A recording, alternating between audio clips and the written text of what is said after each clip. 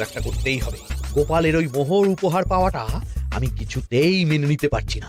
একটু মাথা খাটাই, একটু মাথা খাটাই। উপায় পেয়েছি। আপনিই বলুন না, আমাদের মহারাজ কখনো সোনার সুতোয় বোনা মুক্তোর কাজ করা শাড়ি কিনে রানীমাকে উপহার দিতে পারে? কি সোনার শাড়ি তো? ঠিক জায়গাতেই আগুনটা ধরিয়েছি মনে হচ্ছে। Subscribe to Con Gopal. Click the bell icon. কি হবে?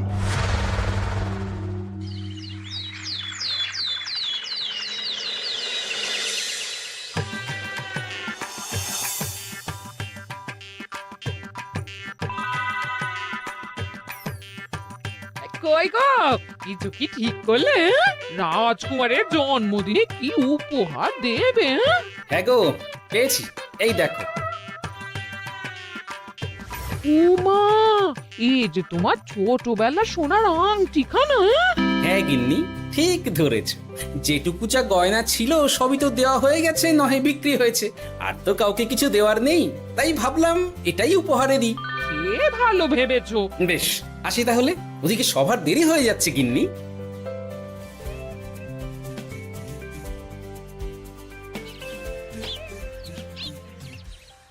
আচ্ছা শোনো, একটা কথা বলতে ভুলে গেছিলাম। আজ একটু তাড়াতাড়ি বাড়ি এসো, শাড়িওয়ালাকে আসতে বলেছি দুপুরে। আবার শাড়িওয়ালা কেন? আরে তুমি ভুলে গেলে, সামনে আমার বোনদির বিয়ে, তার জন্য নতুন শাড়ি লাগবে না গো। একমাত্র বড় মাসির মেয়ে বলে কথা। বুঝলাম। তো ওই একটা শাড়ির জন্য আবার আমাকে থাকতে হবে? 3টে শাড়ি উপহারের পাশাপাশি আমারও একটা শাড়ি চাই। হ্যাঁ আচ্ছা, তুমি নতুন শাড়ি নিয়ে কি করবে বলো তো? বিয়েটা তো তোমার বংশীর। বলি, সারাটা জীবন তো এই এক কাপড়ই কাটিয়ে দিলাম, কি দিয়েছো তুমি আমায়? কেন, এই নিজেকে? আমার মতো স্বামী আর কোথাও পাবে? ও সব মন ভুলানো কথায় আর চিড়ে ভিজবে না, তাড়াতাড়ি আসবে বলে দিলাম। হ্যাঁ অগত্যা।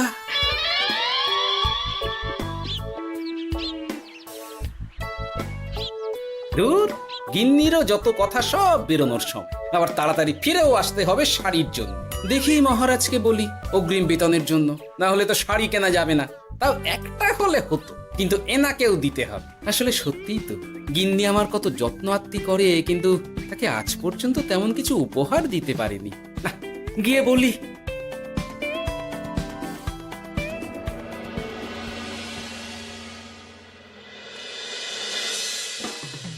রাজকুমারের জন্মদিন উপলক্ষে যে আপনারা এত উপহার এনেছেন তার জন্য অনেক ধন্যবাদ।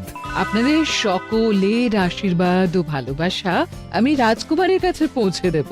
এ আর এমন কি মহারাজ, জানেনই তো রাজকুমার আমাদের সকলের কাছে কত প্রিয়। ঠিক ঠিক। কিন্তু আমি অবাক হচ্ছি, আপনার প্রিয় গোপাল জন্মদিন ভুলে গেছে দেখে এখনো পর্যন্ত তার কোনো পাত্তাই নেই। হ্যাঁ তাই তো, গোপাল আসেনি কেন? এসে গেছি মহারাজ। তা বলি, এসে তো উদ্ধার করে দিয়েছো। আজ রাজকুমারের জন্মদিন, সে কথা কি মাথায় আছে? ক্ষমা করবেন মহারাজ, আসলে ওই রাজকুমারের উপহার আর গিন্নির আবদার এসবের জন্যই আমার দেরি হয়ে গেল আর কি। এই নিন রানীমা, আমার তরফ থেকে রাজকুমারের জন্য ছোট্ট উপহার। অনেক অনেক ধন্যবাদ গোপাল। তবে মহারাজ, আমারও একটা অনুরোধ ছিল। কি? আমাকে যদি অগ্রিম বেতন হিসাবে কিছু মোহর দেন, তাই নিয়ে আমাকে একটু তাড়াতাড়ি বাড়ি ফিরতে হবে। উনি বলবেন আর ওনাকে দিতে হবে, মামা বাড়ির আবদার। যেটা জানেন না তার মাঝে এত কথা বলেন কেন? হ্যাঁ, আসলে মহারাজ, আমার গিন্নির বোনের মেয়ের বিয়ে সামনে, তাই গিন্নি আবদার করেছে ওই নতুন শাড়ি কেনার জন্য। জানেনই তো বিয়ে বাড়ির কত খরচা, তাই। এ তো খুব ভালো কথা, কিন্তু অগ্রিম বেতন কেন?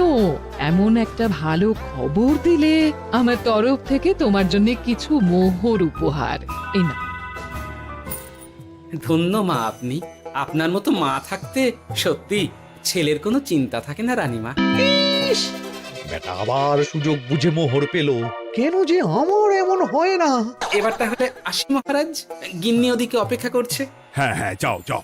আজ তাহলে সভা এখানেই শেষ করলাম। মহারাজ, আপনার সাথে আমার একান্তে কিছু কথা আছে। আমি অন্দর মহলে গেলাম। রানীমার আবার হঠাৎ কি হলো? ব্যাপারটা দেখতে হচ্ছে।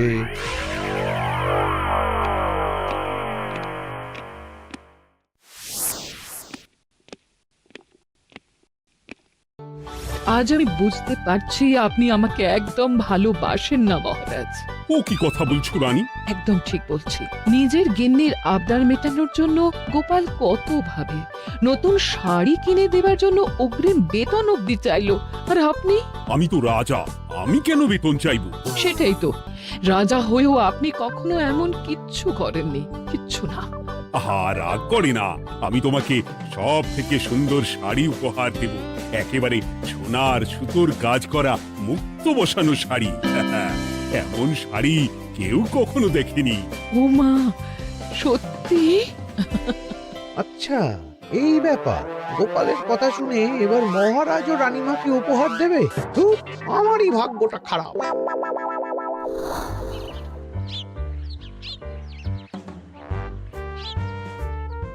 হাজার চেষ্টা করেও গোপালকে আটকানো যায় না। দূর দূর দূর, আমি যা চেয়েছিলাম তা ওই গোপাল পেয়ে গেল।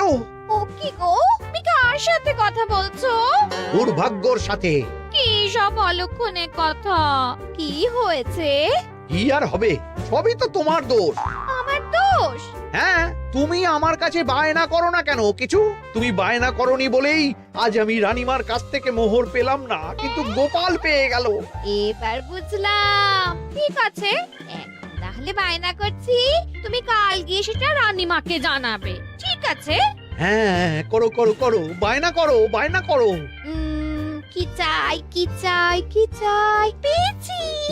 তুমি রানীমাকে গিয়ে বলবে যে আমার একটা সোনার হার চাই। এই না হলে আমার বউ। দারুণ চাল চেলেছো।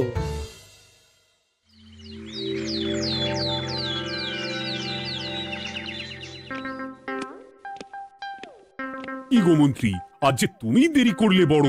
আগে মহারাজ, আমাকে সময় নিয়ে শোনাতে শোনাতে মন্ত্রী মশাইয়ের মনে হয় নিজেরই সময় জ্ঞান খারাপ হয়ে গেছে। তুমি থামো তো মহারাজ, আমারও খুব বড় একটা বিপদ হয়ে গেছে। একমাত্র রানীমাই আমাকে বাঁচাতে পারবেন। আমাকে একটু ওনার সাথে দেখা করার অনুমতি দিন মহারাজ। কিন্তু তোমাদের রানীমা তো এখানে নেই। আসলে জানোই তো যে কুমার অনেক দূরে থাকে, তাই গতকাল রাতেই রওনা দিয়েছে। সে কি, রানীমা নেই? এবার কি হবে আমার?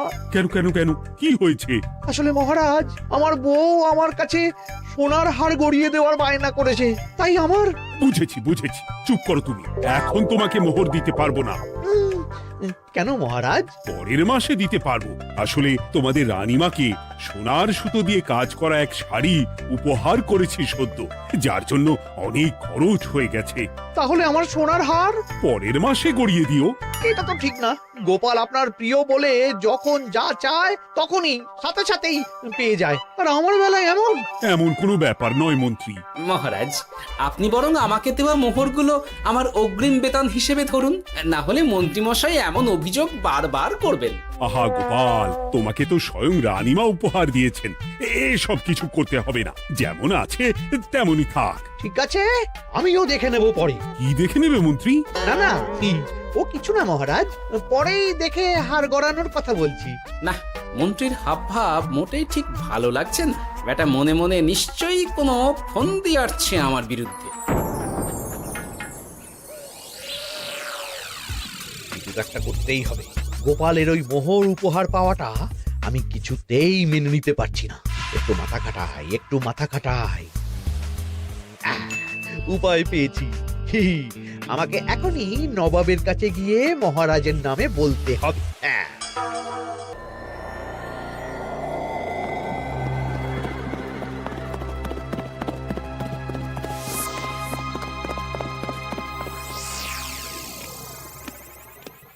প্রণাম নবাব বাহাদুর।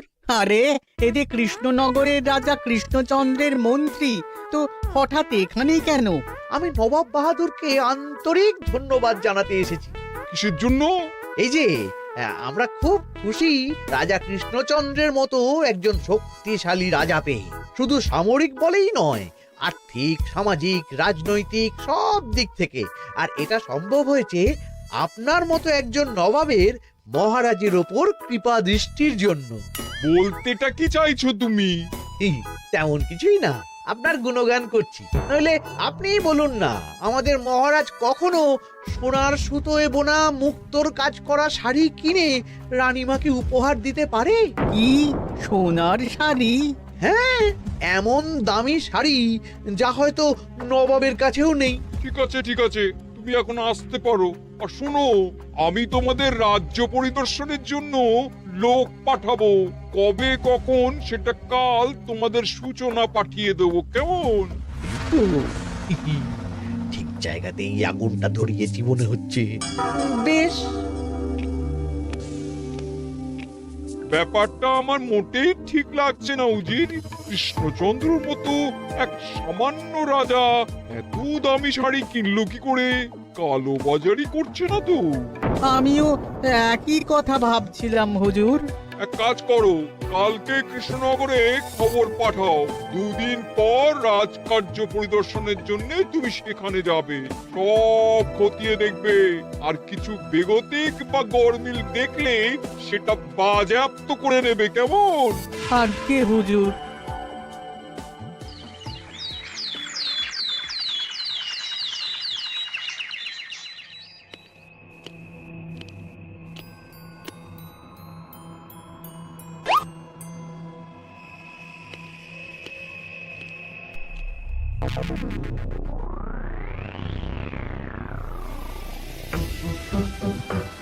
কি হয়েছে মহারাজ? কার চিঠি? নবাবের রাজকার্য পরিদর্শনের জন্য লোক পাঠাবে 2 দিন পর। এতে চিন্তার কি আছে মহারাজ? চিন্তার বিষয় আছে।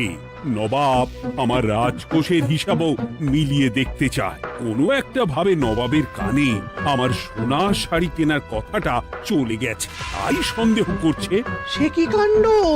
নবাবকে তো চিনি, ভুল ধরার কোনো সুযোগ ছাড়বে না। আর চিঠিতে পরিষ্কার লিখে দিয়েছে, হিসেবের একটু এদিক ওদিক হলেই সে সব বাজেয়াপ্ত করে নেবে। হায় কপাল, এ সব হয়েছে গোপালের জন্য। অমনি শুরু করে দিলেন। আচ্ছা, আমি আবার কি করছি বলুন তো? তুমিই তো করেছো। সেদিন যদি তুমি তোমার গিন্নির শাড়ি কেনার কথাটা রানীমার কানে না তুলতে, তাহলে রানীমাও মহারাজের কাছে শাড়ির জন্য বায়না করতেন না, মহারাজও সোনার শাড়ি কিনতেন না, আর নবাবও জানতে পারতেন না। একদম ঠিক কথা বলেছ মন্ত্রী, সব দোষ তোমার গোপাল। মহারাজ, আপনি এমন বলছেন? হ্যাঁ বলছি, কারণ এটাই হয়েছে। দুশ্চিন্তায় এখন মাথা খারাপ হয়ে যাচ্ছে আমার। আমি জানি না তোমার জন্য আজ অব্দি এমন বিপদে কবে পড়েছি। এবার তোমাকেই এখান থেকে বেরোনোর উপায় বের করতে হবে। আর যদি তা না করতে পারো, তাহলে আজ পর্যন্ত তোমাকে যত মোহর উপহার দেওয়া হয়েছে সেই সব উপহারের মোহর ফেরত দিতে হবে। সব মোহর যে প্রায় খরচ হয়ে গেছে মহারাজ, আবার আমি কোথা থেকে পাবো? সেটা তুমি জানো। এইবার গোপাল ভালো মতো জব্দ হয়েছে। এ যে লঘু পাপে গুরুদণ্ড। গোপাল পড়ল কাঁদে। এমন দেখে মন্ত্রী হাসে আর আমার মনটা কাঁদে।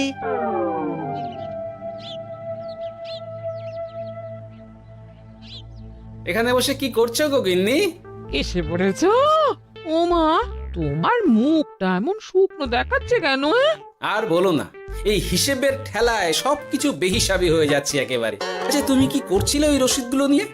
দেখে হিসেব করছিলাম এ মাসে অনেক খরচ হয়েছে কিনা, সেই বুঝে পরের দিনগুলো চালাতে হবে গো। কি বলে? রসিদ দেখে হিসেব কষা? রি, এটা তোমার মাথাতেই আসেনি। ধন্যবাদ গিন্নি, আরো একবার তোমার জন্য এই যাত্রায় আমি বেঁচে যাব মনে হচ্ছে। বেঁচে যাবে কেন? কি হয়েছে? আচ্ছা, আমাকে আবার একটু রাজপ্রাসাদে যেতে হবে। আমি এলাম গিন্নি। কি যে বলে লোকটা, কিছুই বুঝতে পারি না।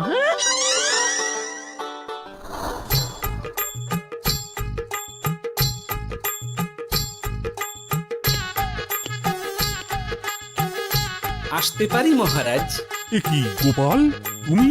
আর কোনো চিন্তা নেই মহারাজ, নবাবকে হিসেব বোঝানোর উপায় পেয়ে গেছি। কি বলছো? কি কি কি উপায়? এই দুদিনে আপনি শুধু সকল প্রজাদের কাছ থেকে পুরনো রসিদ সংগ্রহ করুন, তাহলেই কেল্লা ফতে। তাই নাকি? আর নয়তো কি? তবে এ ব্যাপারে মন্ত্রী মশাইকে কিন্তু কিচ্ছু জানতে দেওয়া যাবে না। শুধু আমি যা বলছি তাই করুন মহারাজ।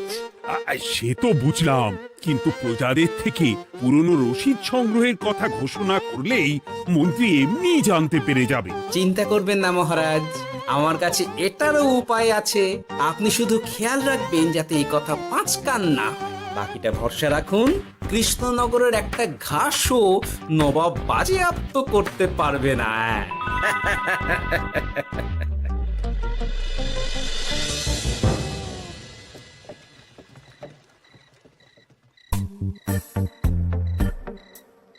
গোপাল দাদু, আমরা সব চলে এসেছি। ভালো সময় এসেছিস। তোদের দাদুর ভবিষ্যৎ এখন তোদেরই হাতে। আবার করে বলছো কেন দাদু?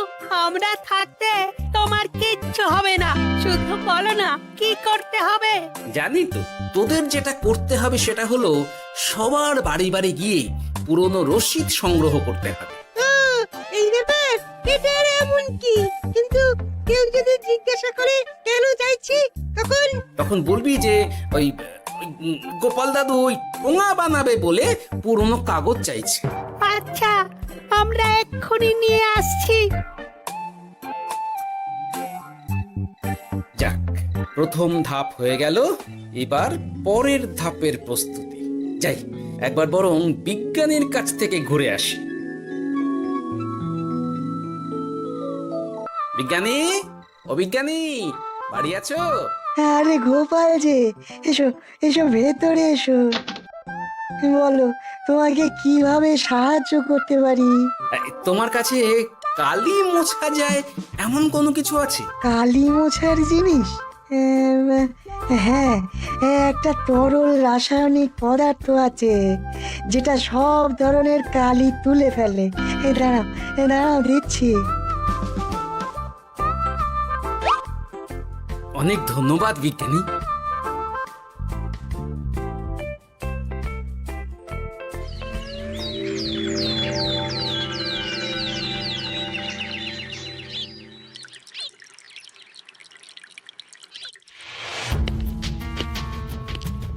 আসুন আসুন, আপনার জন্যই তো অপেক্ষা করছিলাম। তাই নাকি? এতটা পথ উনি এসেছেন, আগে ওনার জন্য শরবত ও মিষ্টির ব্যবস্থা করি। এই যে মহারাজ, আমি জল মিষ্টির ব্যবস্থা করে এনেছি, এটাও সাথে নিন। এটা কি? কেন, হিসেব ভোলা ময়রা পাঠিয়েছে এই মিষ্টি ও শরবতের দাম। এর মধ্যে এই কাজের সাথে যুক্ত ভোলা ময়রা আর তার পরিচারকের পারিশ্রমিকও যুক্ত আছে। হ্যাঁ, আসলে আমাদের মহারাজ তো প্রতিদিনের খরচ খুব হিসেব করে চলেন, তাই। ও, আমি একটু বসবো? নিশ্চয়ই, ওই তো ওদিকে বসার জায়গা। আপনি কি হাওয়া খাবেন উজির সাহেব? তাহলে রশিদে ওটাও যুক্ত করব। মশকরা হচ্ছে? আহা, রেগে যাচ্ছেন কেন? আপনার সাথে মশকরা করার মতো স্পর্ধা আমার নেই উজির সাহেব। আসলে মাসের শেষ তো, তাই একটু বেশি হিসেবে চলতে হচ্ছে আর কি। আমাকে হিসেব দেখাচ্ছ? আর রাজা কৃষ্ণচন্দ্র যে সোনার সুতোয় বোনা শাড়ি কিনতে পারলো, সেটার হিসেব কোথায়? একটা সামান্য রাজা এত অর্থ পায় কোথা থেকে? এ আবার কেমন কথা? মহারাজ যা কিনেছেন সেটা তো তার জমানো অর্থ দিয়েই কেনা। আমি বিপথে কোনো কাজ করি না। সেটা তো রাজকোষের হিসেব দেখলেই বোঝা যাবে। শুনে রাখো গোপাল, একটুও যদি হিসেব এদিক ওদিক দেখি না, তাহলে সব বাজেয়াপ্ত করে দেব। কোনো চালাকি নয়, কোনো চালাকি নয়। বেশ, তবে করুন হিসেব। আমাদের কাছে কিন্তু সব কিছুর রসিদ আছে। কই গো, আনো সব, আনো আনো।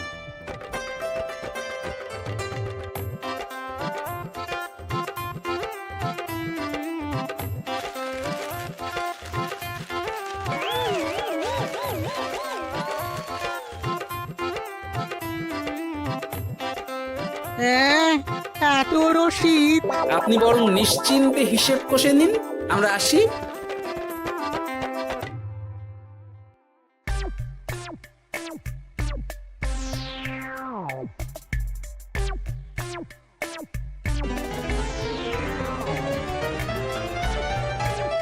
বাবারে, এত হিসেব কষে কষে তো মাথা ঝিমঝিম করছে, খিদেতেও পেট চুই চুই করছে। আপনার হিসেব কত দূর উজির সাহেব? আমাকে এখান থেকে নিয়ে চলো গোপাল, আমি আর পারছি না। ও কি, অঙ্ক কষে কষে তো আপনার সব শক্তি শেষ হয়ে গেছে দেখছি। আচ্ছা চলুন চলুন চলুন, কিছু মুখে দিয়ে দিন, তাহলে শক্তি আসবে। তাই চলো।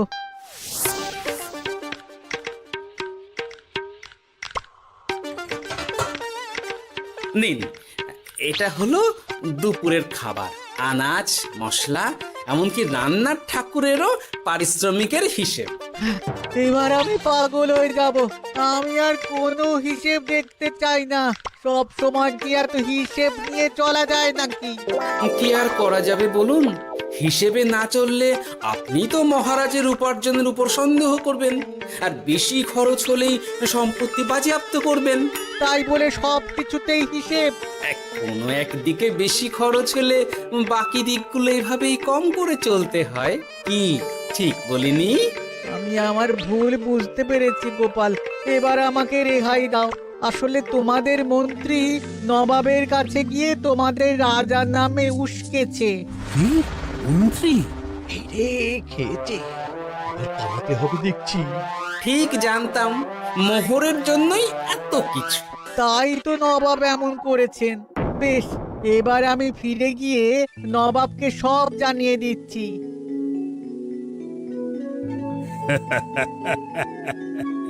সত্যি গোপাল, তোমার তুলনা হয় না। আর মন্ত্রী, আগে মহারাজ, তুমি যা করেছো তার কোনো ক্ষমা নেই। তোমার জন্যই আমার এত হয়রানি হয়েছে। ভুল হয়ে গেছে, আমাকে ক্ষমা করে দিন মহারাজ। গোপালের ওপর হিংসে করে এমন করেছি, আর হবে না। একটা সুযোগ দিন মহারাজ। হ্যাঁ মহারাজ, সুযোগ দিয়েই দিন। বেশ, তবে তোমার শাস্তি হলো রানীমাকে আমি যে সোনা শাড়ি কিনে দিয়েছি সেটার পুরো দাম তোমাকে আমায় দিতে হবে। হ্যাঁ?